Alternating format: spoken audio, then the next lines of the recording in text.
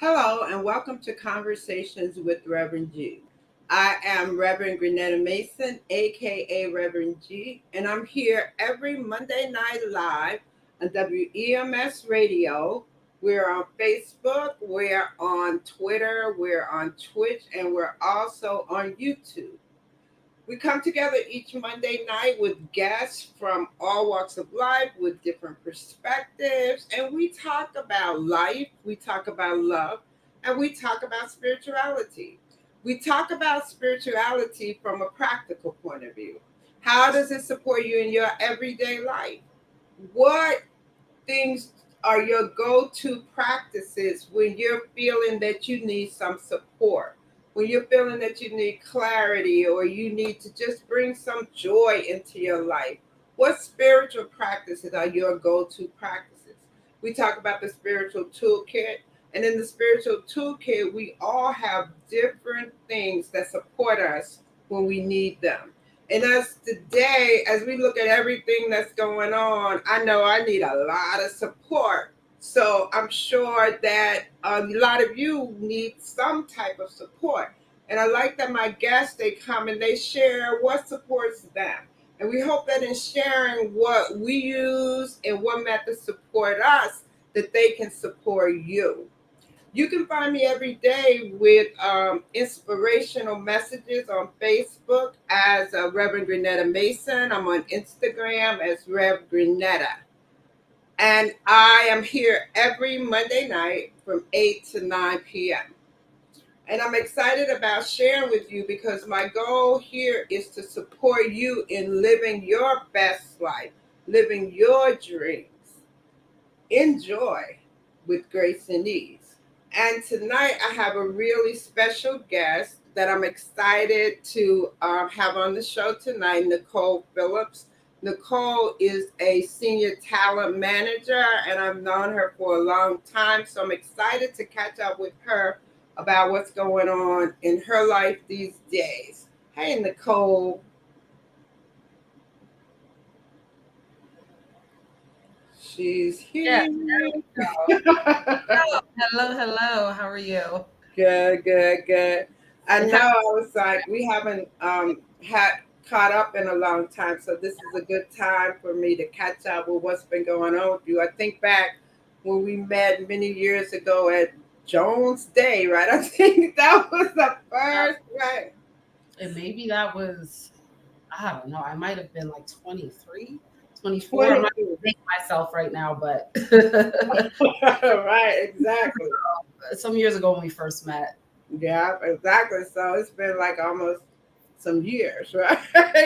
But yeah, so I'm excited to have you on. I was thinking that, you know, we talk about so much going on, right? There's so much going on. Every day you wake up and there's something different in the news and there's so many different things going on, right?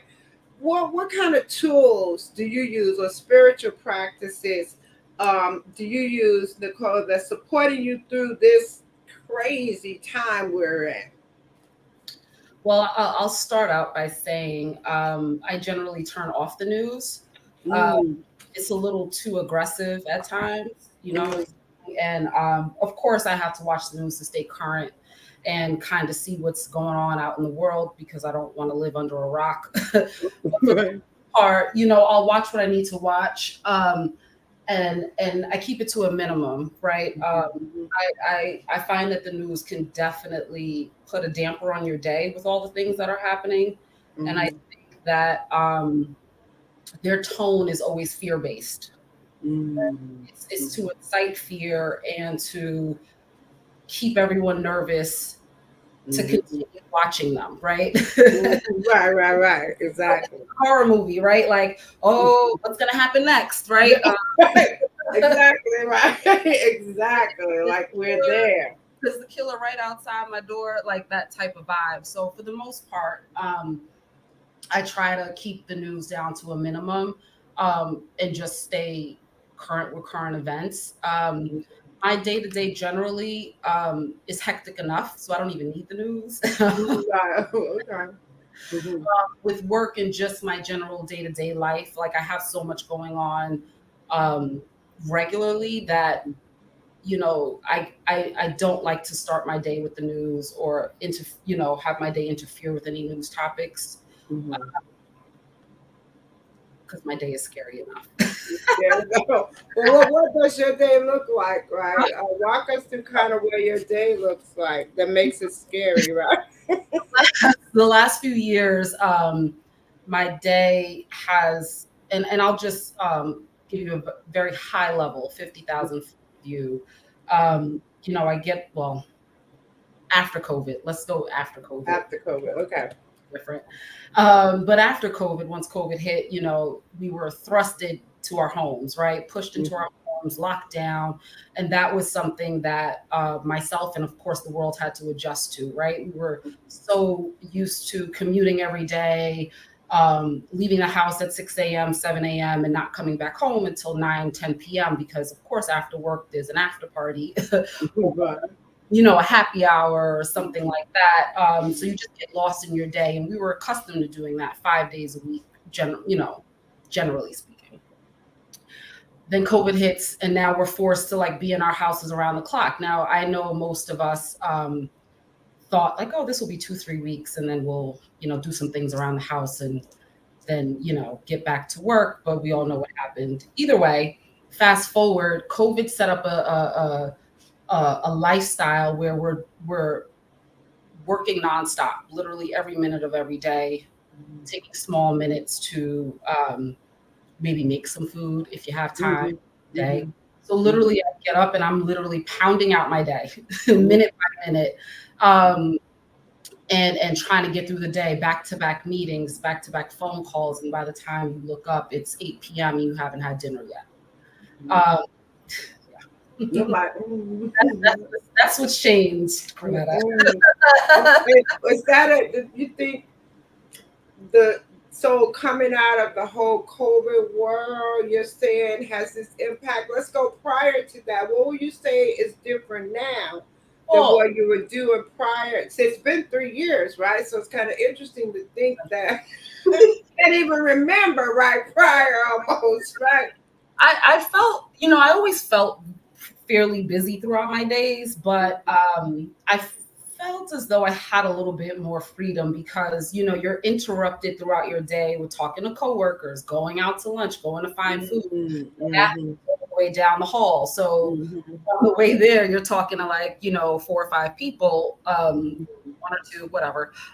Um, so your day is broken up, right? So now when you're Mm-hmm. at home, it's literally just straight working. So I will say that my firm is getting the most bang for their buck at this Mm-hmm. point, at this juncture. Mm-hmm. In some respects, that's okay because it could be worse, right? This is a first world problem, I would say. More. Yeah, because there's so many that have lost their jobs and, you know, are not fortunate enough to complain about working every minute of every day. No, yeah, I get that. I get the gratitude part in that, but I'm promoting like grace and ease, right? I'm promoting like having some So, part of your day but be about you or so what else do you do besides work? We'll get back to the work, right? but this is where the spirituality ties in, right? Okay, okay. This is where the test is, right? Okay. So if my Mm-hmm. day is easy breezy every day, and you mentioned spirituality earlier, it's easy to have spirituality when you have the time and the space to do so. When your space is consistently quiet, when you are not constantly interrupted, it's easy to have that space to like tune into whatever spiritual practices you do have, Mm-hmm. right? But I genuinely believe that when it's in your hardest moments and when you are in that grind and when you are in um I don't want to say the struggle because whatever that's a different path. But when you are in your day-to-day activities and you are pushing through, whatever it is that you need to push through is when your spirituality actually comes into play, when you need to tap into it most, right? You know, if I had the luxury of sitting, you know, and taking 2 hours out of my day to sit here and meditate and write in my journal, that'd be a very easy life and breathe through my day. But Right. it's when I'm in the crazy town where I tap into that level of spirituality. Yeah, And it is something to be said about having a busy day. But right, I will also kind of suggest morning might be a time because the morning might then set you up for whatever is going to happen in the day and the night. So there are ways, but as I talk about spiritual practice a lot too, it's about consistency. But right, I know, like you said, in the grind, you have something you're leaning on that's getting you through the grind, right? And whatever practice that is, or whatever supports you in those moments, right? When hmm you're up against that, right? Those are your spiritual practices. yeah. You know what I'm saying? Okay, so I'll say, okay, what are my spiritual practices? Every morning I wake up. Um, I would like to say I immediately pray, but I will say that I'm one of those people that I pray in the shower. Okay. It's my alone time. It's the portion when I'm cleansing my body and cleansing my spirit and mentally preparing for the day, right? Okay. So, I'll say, God, please, help me support me as much as you need to get me through this day. Mm-hmm. Thank you for yesterday. Thank you for the day before. All those things in the shower, my private conversations with God and with how I would like the day to go. Mm-hmm. Um, and that usually happens in the shower. When I first wake up, because I sleep with the TV on, which is probably a bad idea. What I would like to happen is as soon as my eyes open, I set the tone for the day before I even get out of the bed. But my mind is already going as soon as I wake up. Open your eyes. Yeah. Mm-hmm. Um, so the time that I've lately have found to kind of connect spiritually would be in the shower. Mm-hmm. Little Are filter. you local? Are you going back in now? You hybrid or you still working from Well, home? as of this week, we are going back into the office as of tomorrow, commuting back in 3 days a week. So it'll be Okay. a hybrid situation. 2 to 3 days in, um, and essentially 2 days off and working remotely. What I wanted to, I know we didn't talk about, let's talk about your current work. You're a senior talent manager. Yes. Talk about what that is. And what I'm interested in, which I think will be great, is all the different, I know you've been in the law firm since Jones Day, right? And you've gone through all of that, all the different opportunities you've had and the different roles that you have, because I think sometimes when we think of legal, we think of attorneys only, and we don't necessarily think of all the other different roles. And it would be great for you to walk us through from Jones Day when your kids were 23, right? And the law firm to Yeah. now. Um, I mean, it's been a journey, but at that time, I was fresh out of undergrad, applying to law schools. I was taking the LSAT exams to enter into law school. And essentially, I needed a job because I was getting kicked off of my mother's insurance.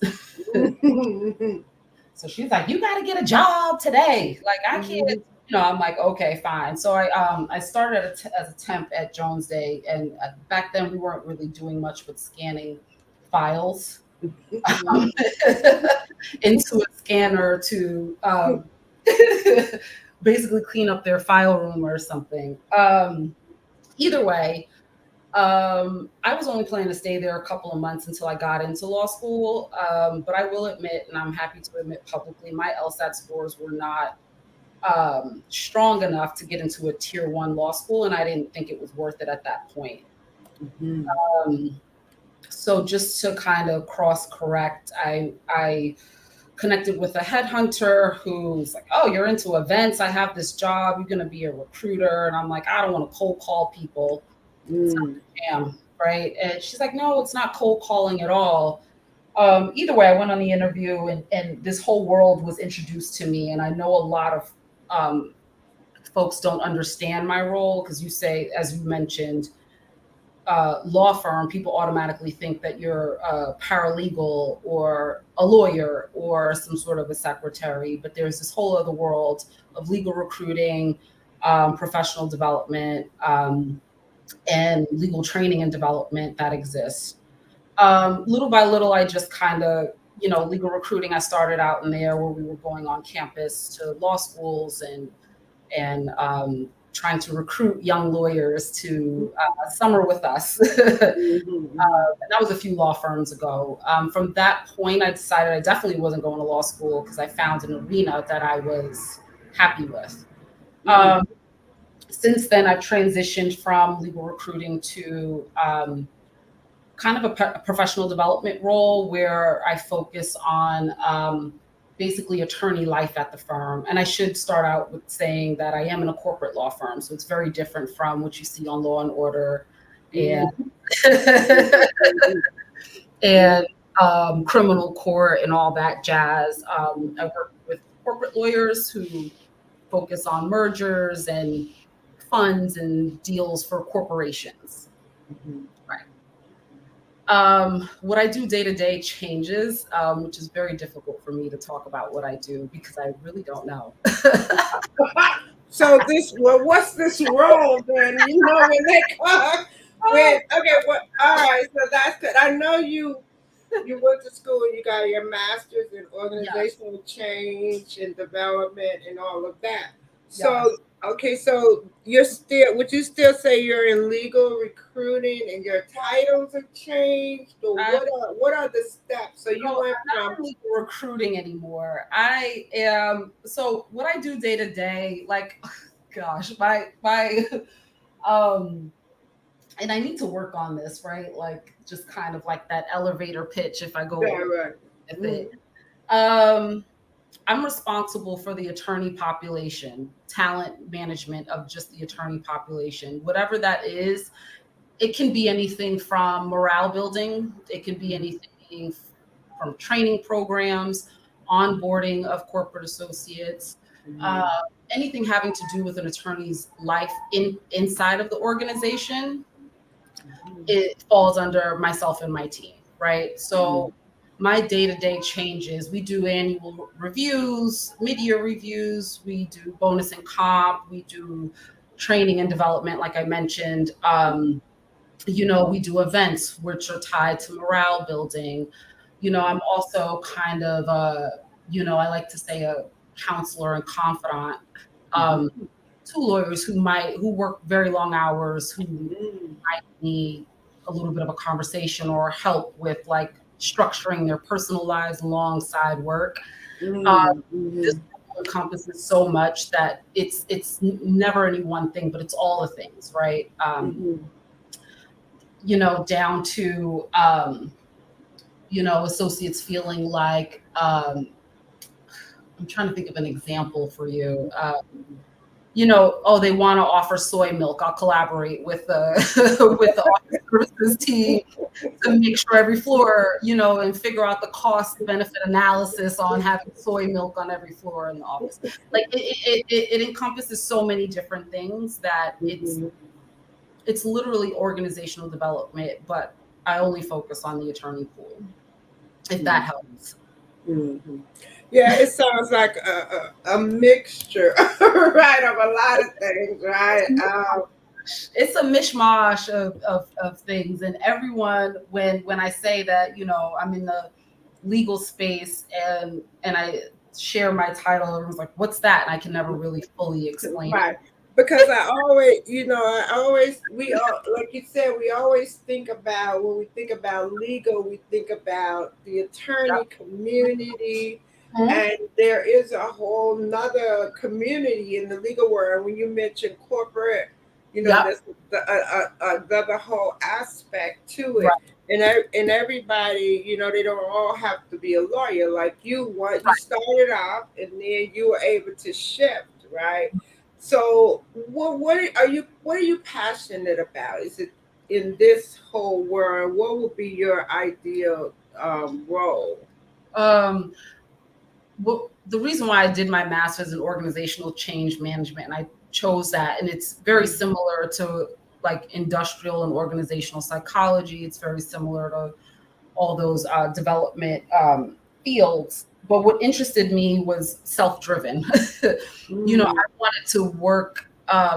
We work how many hours a week, right? And mm, I always wanted to ensure that whatever environment I was working in was an environment that I wanted to work in.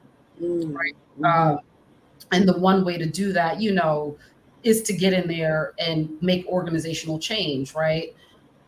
Break down the barriers of the stuffy, white shoe organizations that say mhm, um, work must be this one way or mhm, another, right? So mhm, that was my initial desire, right? I'm losing steam while I say that. yeah. But yeah, so it was essentially as hokey as it might sound, was to create an Mm. environment that I wanted to work in, right? No, okay. Mm-hmm. Forefront of that. Mm-hmm. That was my original goal. I hated that we spend more time in the office with our colleagues than we did at home with our family members, with our children. Mm-hmm. So why do I have to go to work and conform to this environment? So I'm spending 50 to 60 hours a week not being myself, right? If that makes Mm-hmm. sense, right? Yeah. Being in this Mm-hmm. stuffy, type of Mm-hmm. environment. So that's what I set out to do initially when I decided I wanted to go to law school. That's what I initially set out to do. And of course, that might have changed a little bit just because the world like weighs you down a little bit. But yeah, that's where it started. So, as a black woman in this industry, right? Have what kind of challenges have you had, and have you noticed any change over the past few years? Oh gosh, that's a tough question. Um, um, as a black woman in this industry, it's more often than not I have been the only black woman on my team. Mm, So I've experienced and probably one of very few other um, African Americans at the firm. Uh, mm, for the most part, it's not just on my side of the fence. It's in the lawyer population. It's in the mm, other professional groups that most law firms do have. Um, I've gone through all of it, right? mm, Literally, I've had a partner a few firms ago, call me Brandy because I had braids, and he knew what my name was, 100%. You no, know, um, I've had a ton of lack of respect just because um, I've had name calling, I've had the N word used, all of those things over the years, right? And it's sad to say, like, how could you not when you're entering a mostly Caucasian environment, no. right? Um, I've been the token. I might Mm. still be the token. I don't know. Feel more of a balance in my current role, but I've been the token, and knowing I was the token. But how have I dealt with it? It's case by case, Okay. Mm-hmm. as Like you situation. read my mind. Huh? I was like, how have you coped? And you were like, how have I dealt with it? It's like you read my mind, right? It's like case by case. Case by case. Mm, When I was younger, I had a little bit more of a difficult time addressing it head on. And that's just from a maturity level, from a fear level, because you're not sure and you definitely want your job, right? right, right, right. Part. And you're not in that position where you want to like ruffle any feathers. So it was a little bit more hesitation when I was younger, but you know, fast forward, you know, I go in guns blazing. Right. I was also going to say, you know, with all these new Yeah. DEI, the DEI initiatives, and Yeah. you're being like the minority, how is all that for you, right? You know, I do work very closely with the DEI team at, you know, at every firm I've worked. Definitely 100%. And they're also usually the team, you know, of color, even though I hate that terminology. But so That's where you find the color folks. Yeah, that's where you find the color folks. But either way, of course, in the last 2 years, every organization is 100% focused on, you know, diversity, inclusion, and equity. You know, around the clock. Now it's a hot topic, right? You know, it was previously, I'll say it was very common for, you know, a company or organization to just have one person dedicated to DEI for the entire organization, and that could have been one person dedicated to those initiatives for an organization with over 2,000 people, but it was just to say we have someone here dedicated to these causes, right? It a show, right? In the last couple of years, what I've seen is definitely more money and support put behind those teams, to beef up the knowledge around inclusion, to definitely have those conversations, to organize and have those conversations more openly in the workplace. Which is welcome. I'm that person that's like, you know, I'll take it wherever it comes, right? Because it needs to happen, right? You know, So you're experiencing something different now than yeah, in the workplace than before. right. They've made it a little bit more welcoming to have those conversations, and I think, you know, it's been easier for folks to have those conversations internally, speak up where needed, you know,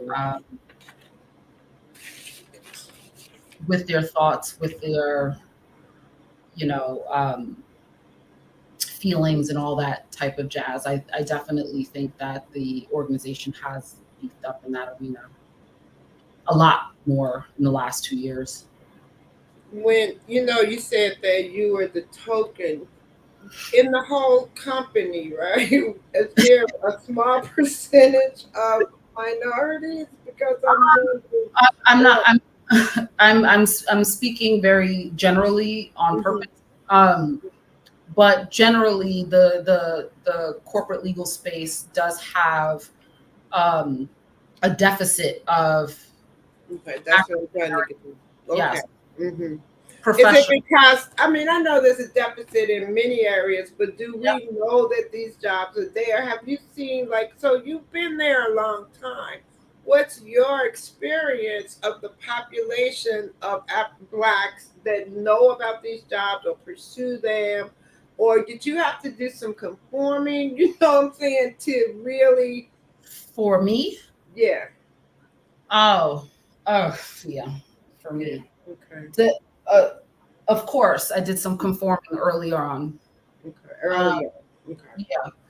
I came up with the mindset and play the game we need to play to get Okay. Okay. that, Yeah. you know, where you need to get. And then when you get there, when you get your seat or your half a seat at the table, that's when you can then make the institutional changes.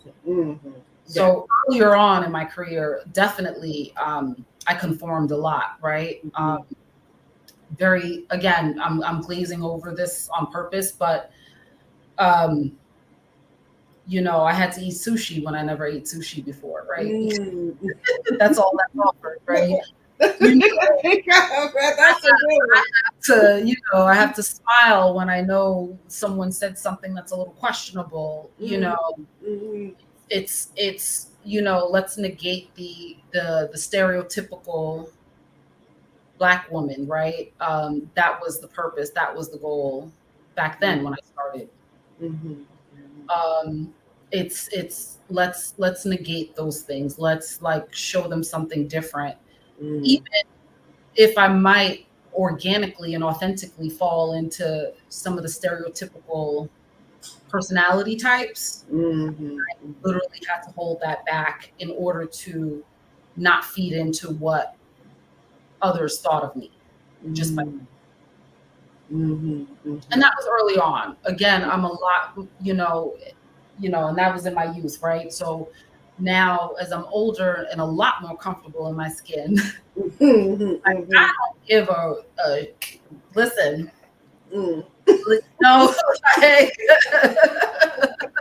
You're now able to speak your truth and speak right. what I mean, feels right for you. Yeah. and that's and that whole fear of saying the wrong thing, Mm-hmm. or Mm-hmm. what people in my office may think or feel about me is Mm-hmm. essentially out the window for the most part. But that took time and growth, right? Yeah. Mm-hmm. Earlier on, it was tough. Mm-hmm. It's tough. Mm-hmm. It's a world that I never experienced before. I hadn't experienced before. Working here, I had never been in this type of environment before, and my organic self at that time said, "Oh, you must conform if you Mm-hmm. want to climb the ladder," right? Mm-hmm. Mm-hmm. Right, Like you did the rules. These are the right, things you have to do, right? It's a right. rule book, right? So you follow it, right? It's an unspoken rule book, right? Yeah. No one's Yeah. handing it to me. It's like, oh, let me not say that. How do I say this differently? Or if Mm-hmm. you're constantly cross correcting yourself, Mm-hmm. minute by minute, when you're starting out, the way I started out. Yeah, yeah, Yeah, that is pretty interesting when I think about as Black women and being role models, and how do we encourage our younger generation? How do we have them not have to go through what we go through? How can we make a difference for them? it's so hard, and the what I've come to, what I've been thinking more recently is that the only way to do that is to change it at the top, right? Because the top is still in control, period, right? There's you can kick and scream and do all that you want, but if you don't have a seat at the table, that becomes very difficult to To make make the it change. easier Mm-hmm. for the younger generation to just come up without having to conform and being able to come into an organization and be their authentic selves. And I would say I do think that it's a little bit easier today with, Mm-hmm. I don't know, millennials, Gen Ys, Gen Zs. I don't even know who's out there right now, like what the 20 somethings are doing, but there is still some conforming because the top remains exactly the same, right? So if we don't have like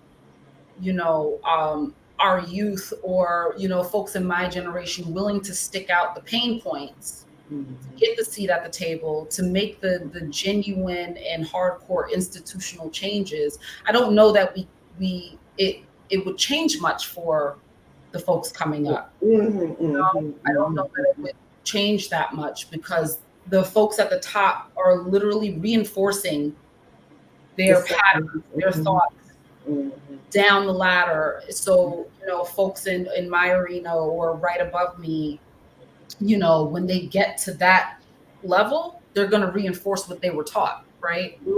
So the change isn't happening once they right. Because you Happen. think like in my generation, we're fading out and we're retiring. So Right, there's still a layer there. You said right, that really conforms still. right. Your generation, before you are stepping out the door, you're leaving your juju behind, right? because, because you already told the people that this is what you need to do to get to my level, right? Right. So now I'm going to promote you, right, to my level, and then I'm going to step away. But now that person that's there, it's literally a domino effect, right? So if you don't get more of us, more diverse thought at the top, Mhm. the institutions will continue to remain the same, and our the next generation will continue to have this struggle all the way up. Mhm. Yeah, hopefully we can kind of knock that down. And, you know, It's hard. yeah, it really is. When we Hmm. talk about, oh, I don't know, I think remember earlier we had talked about 23 and all that. I wanted to say, like, at this age that you're at now, I yes. so at this age, talk Mhm. about what are some of your like personal goals and aspirations, and let's talk a little bit about that. What's going on with you in that world? Um, I'm, you might hate this, but I don't have any, right? Oh So no, I don't hate anything. let me tell you What do why. you do for fun, Nicole? What do you do outside of work? Right? Nothing. Listen, child, I'm going to the bar. We having some wine. We're gonna have some lobster and steak. We're gonna kiki with the girls and talk about the week. Uh, However, I'll say that I stopped. I used to have all these goals and plans. And mhm, what I started noticing with my mother passing 10 years ago is mhm, that nothing that ever happened in my life was my plan, right? I sit here and write lists for the gods. You remember back then? Let's write a list. you know. Let's write in this journal. Let's get all the things that you would like to see happening in 20 years, 30 years, and all that jazz. And mhm, then, actual life happened, right? mhm. And it froze me in time. Okay, I was going to ask you Yeah. about. It's been 10 years, right? Yeah. 10 years. Yeah. Let's talk about that experience for you. You said it froze you in time. Yeah, because it was unexpected, right? And when you're planning your life, you're not, for the most part, I feel like most people are not planning for the unknowns, right? Mm-hmm. We're planning like, listen, I'm planning to get, $15 million by, 40 so I can retire. I want to, I'm planning to buy this house. I'm planning to, go on vacation. But, 9 times out of 10, I feel like folks are not planning for the things that do just pop up, right? Like a death, right? Um, Like and you were that 30 something. Yeah, I young. was Coming 30. out Yeah. at 30, yeah. I know you're still trying to get at my age, but No. like, No, I'm just thinking about at 30 and the impact of that. um, yeah, so 6 months after my 30th birthday, my mom passed away suddenly, right? Unexpected. She was 46, I was 30. It was not something we spoke about. It was not something I planned for or she planned for. It was something that just happened, right? And in that thing happening, it rearranged my entire life, right? The way I saw life, the way I thought about life. Um, Life wasn't so checklist at that point, right? It wasn't, I'm a little type A-ish, fine, whatever. I was super goal oriented, super like, okay, I'm going to do this by then and I'm going to do that by then. And this thing happens and it's like, none of that matters anymore, right? It doesn't matter. Um, and then, but what I realized from that point is that I don't need to over plan my life, right? Everything I'm doing in life, day to day, step by step, is those are the stones for the next thing, whether we realize it or not, right? Um, the way I was able to conquer and I'm not even gonna say overcome, but the way I was able to get through that situation and get through it. It took me 4 years to realize that my mother had already laid that foundation for me to be strong enough to get through her. I didn't realize it until later. And that's when, I say, life is only understood in hindsight, right? We're in it, we don't get it, right? Right. Like right now, my car is missing somewhere in New York City. Nobody has it, but it'll only be 2 weeks from now when someone finds it, if they find it, that I'll understand in hindsight why it was necessary for me to be without a car, right? this Right. and it's the same, and not to relate that to death, but you get what I'm saying. I'm trying to use it. But she needed to go for whatever reason that was, right? God had a purpose for her life. That's what it was. But the over planning of the life, and I'm a Capricorn. I got a plan. Yeah, that's right. Right. So it didn't need to happen, because when she passed, I had all the tools that I needed, and I never even knew that I had them. Right? Every single thing that I needed was already there. I already built the internal emotional foundation from talking to you and Jasmine back in the day. Remember when we used to we got hooked on the power of now and Yeah, right. Yeah. and notes and a new earth. And, Yeah. then we were doing weekly, email group lists and all that jazz. I didn't realize it until after my mom passed. And again, it's years, because grief is a whole nother topic. But years after that, those things that we were doing when I was in my 20s is what laid the foundation to help me get through the death, the sudden death of my mother, right? And then subsequently my grandmother, right? Together. Yeah, it was like a lot.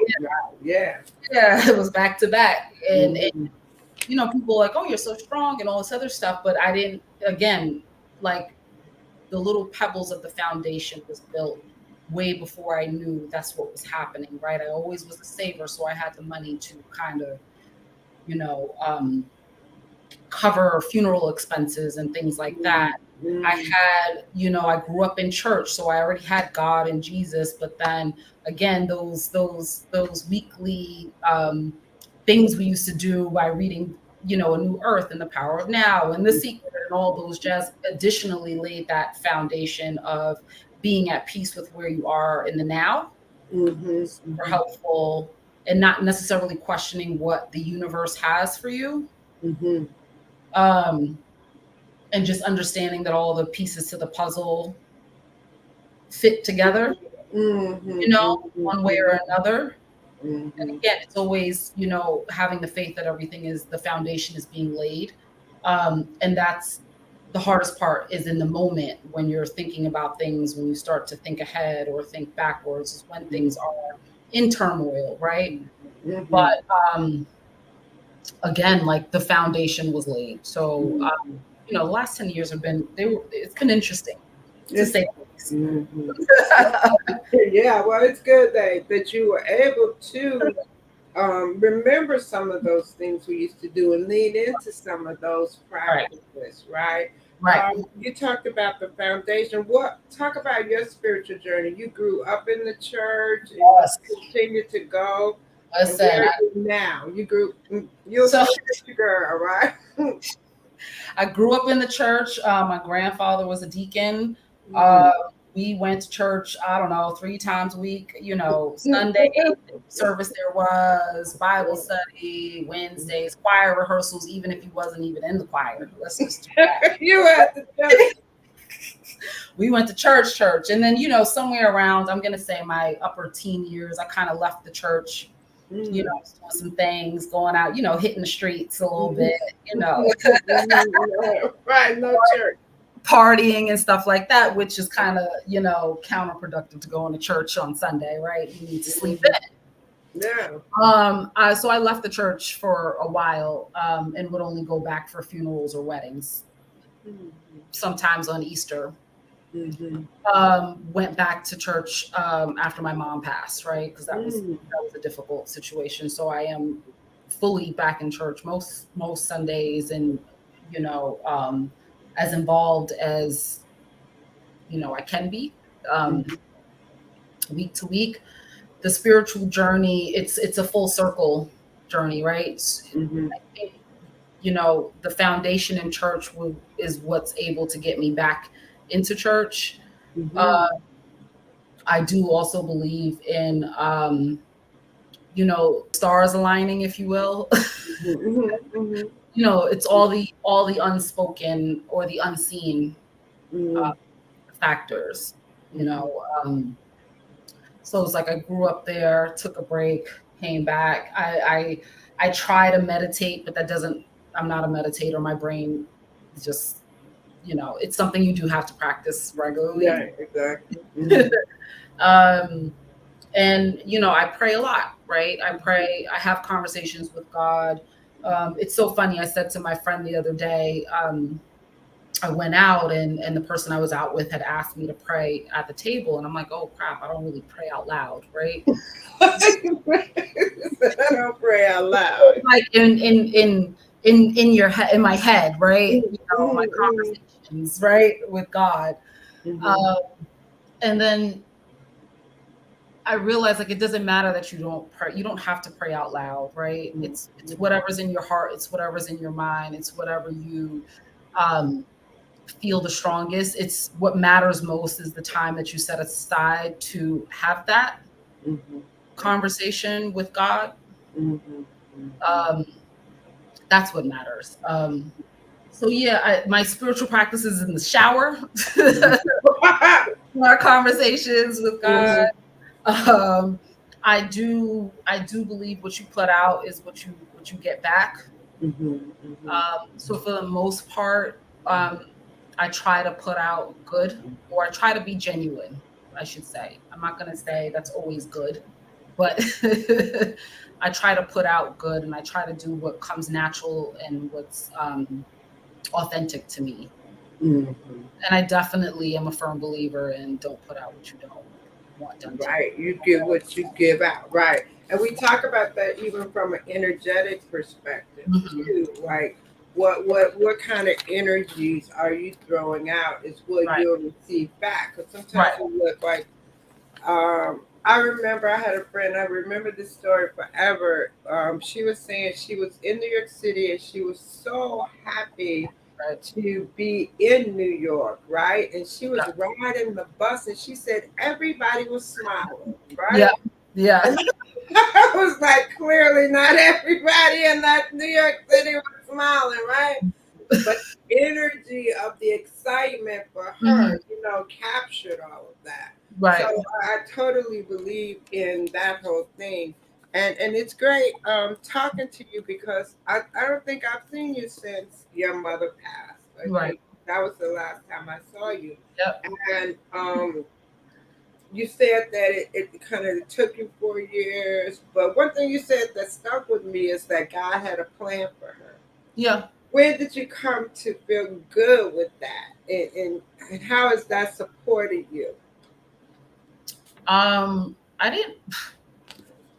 I'm gonna say I'm still not 100% good with that thought, Okay. but you know, I'll say that I do. I believe it, right? You know, I'm 95% there, and that thought. That was some good spiritual Christian stuff, right? um, So, but that's great that you know. that journey was a lot, and I'm gonna say I started to get there. You know, it took me 3 years to stop crying every day, right? Uh, So I had to, you know, get back into my whatever my new level of life was going to be, and that mhm, that took some time, right? It wasn't overnight. I'm mhm, gonna say three to 4 years. I was literally crying every day, and then it started with um,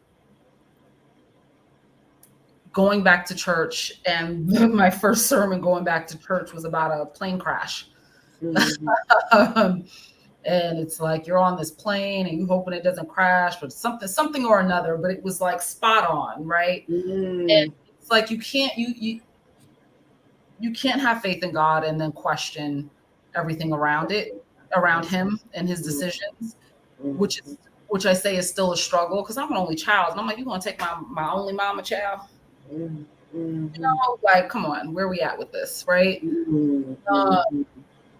But you know, if you do believe in God and you do have that foundation, and I think I can only get there with the foundation, right?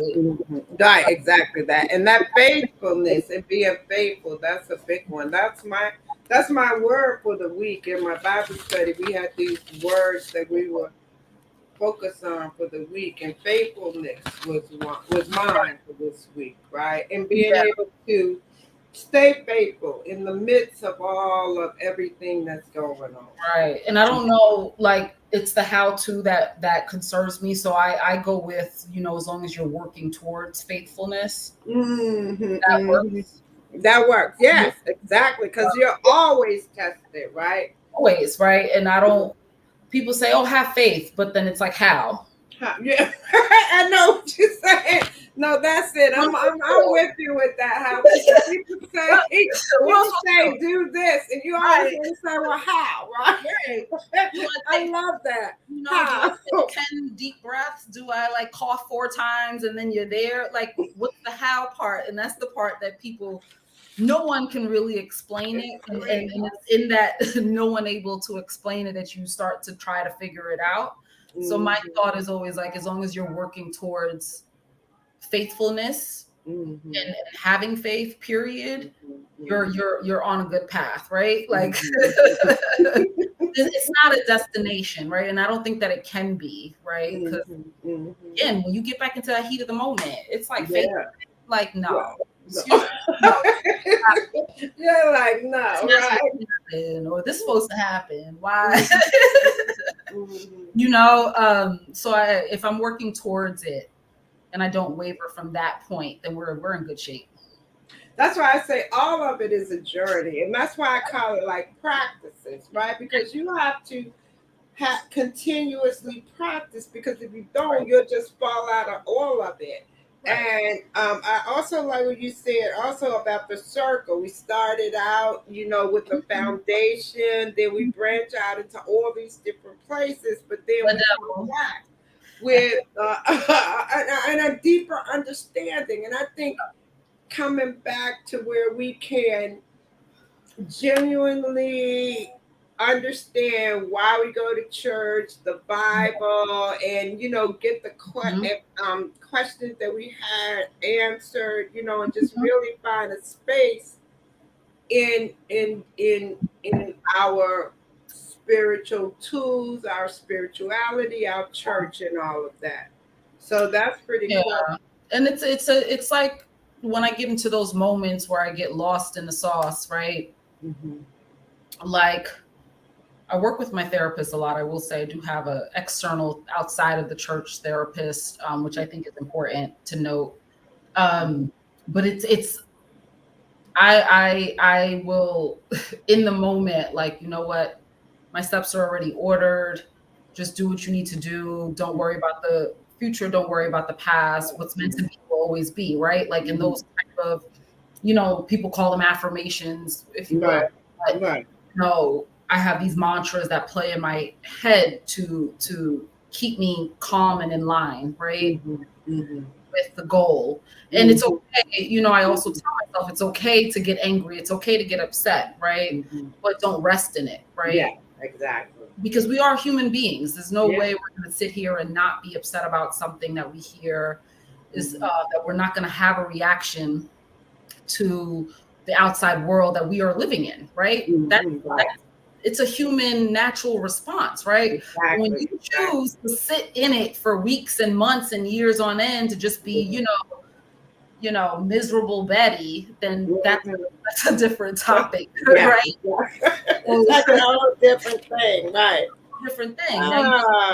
There. So I do give myself limits on that, right? Like, hey, be upset, go ahead, be upset, wallow, get it all out, call your friend, bitch about it for, you know, 2 days, 3 days. And I'm like, listen, friend, by next Monday, you're not gonna hear me talk about this no more. So it's over. How much time I think I need to vent. Yeah. I'm gonna jump in this whole therapist world. I'm excited you mentioned that, right? Because I believe that at this point, mental health is so huge, right? And I support people in getting a therapist. Talk a little bit about how that journey has been for you with having a therapist. Um, I got the therapist when I thought I was collapsing in grad school, actually. Mm-hmm. I was under way too much pressure in grad school and at work at the same time. I thought I was losing it. And I walked into work and we were having a health fair. This was a couple of firms ago. We were having a health fair, and the first person I met was a therapist. And I was like, oh, You attracted them, right? oh, there go the sign right there. Right. Now, granted, at the beginning, I didn't talk to her immediately. I had maybe like 2 or 3 sessions, and I was like, I got it. But fast forward, she was one of the first people that I called after my mom passed, right? And I still talk to her to this day, right? So she was, I found her and met her back then when, I had a moment of despair, in a very hectic portion of my life. Mm-hmm. But she didn't really become that useful until later on. Mm-hmm. And I'd say the therapy is so important. If not for nothing else, to have an external sounding board. Mm-hmm. We talk to our friends, we talk to our family. They're so invested and so in our lives, our day-to-day lives, Mm-hmm. that sometimes it's hard for them to give an objective thought Mm-hmm. to you, right? Mm-hmm. And at times, like whatever is going on in our head, we don't want to share it with the people closest to us because of whatever level of judgment that might be there, Mm-hmm. or fear of what you're saying might get out to other people, right? Like whatever the situation is, it doesn't, it only helps, it only supports whatever life that you're trying to build for yourself. Mm-hmm. Having this outside sounding board invested in you, but not Mm-hmm. thoroughly invested like a family member who's talking about, well, I remember when you were 5 years old and you said this, right? Like nobody needs to hear all that, right? Right, exactly. And not for nothing, as you continue, life is hard, right? It can be hard, right? Mm-hmm. And feeling like you don't have anyone to speak to intimately can be more mentally damaging and emotionally damaging than Mm-hmm. not. Right. And that's when we get into, the deep depression, the anxiety attacks, and sadly, suicide, when people just feel so enclosed in that. But when you have Mm-hmm. an external person who's basically being paid to keep your secrets, Right, exactly. right? Like I'm Mm-hmm. being very surface, Mm-hmm. on purpose, Mm-hmm.